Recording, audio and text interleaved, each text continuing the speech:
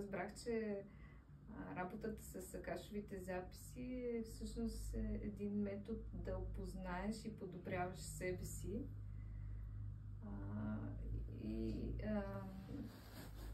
Можеш да го направиш през някакъв труден път, сблъсквайки се сам и опитвайки се да намериш отговора сам в някои моменти през болката, докато тук просто получаваш някакси директни насоки какво да направиш и, така да се каже, краткия път към щастието. Супер, много благодаря.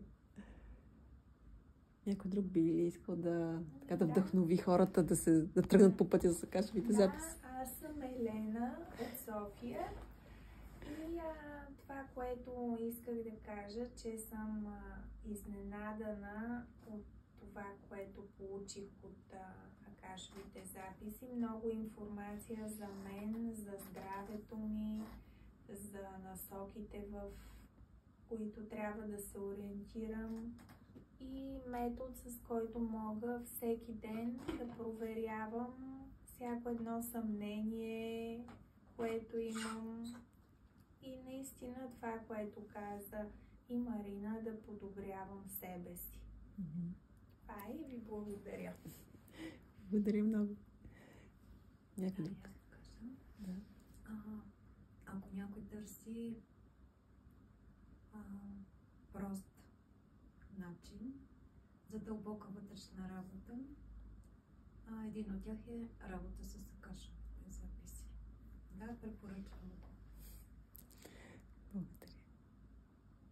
Аз съм Анелия от София и искам да кажа, че акашовите записи са метода, чрез който да се свържем с душата си и да чуем посланията, които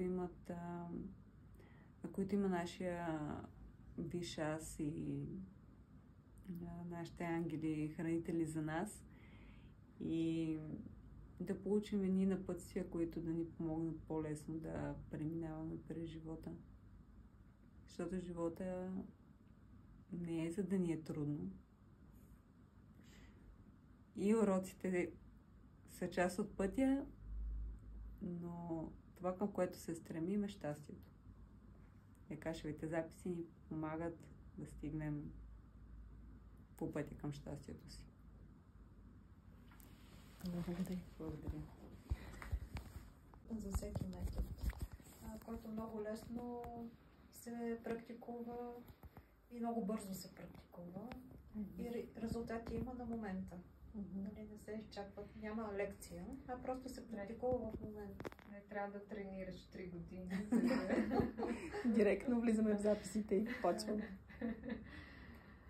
И е много лесно, нали? Всъщност много лесно се получава. Да, дори невероятно.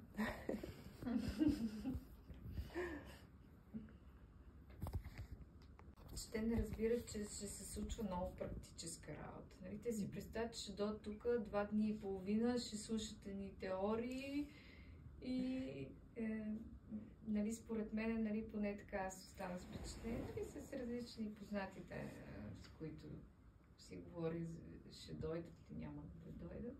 Нали, те според мен това си представяха, че ще дойдат и тук теория. Лекции. И ще се щупат 2 дни и половина от лекции. Целият уикенд ще си дам да слушам лекции, нали? А то имаше и танци. Да, освен практика.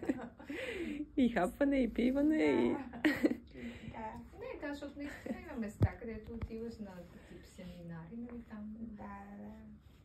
2 дни и половина. Да, тук директно се гмуркаш в работата. Директно скочихме на дълбоко. Да. Да, супер, благодаря.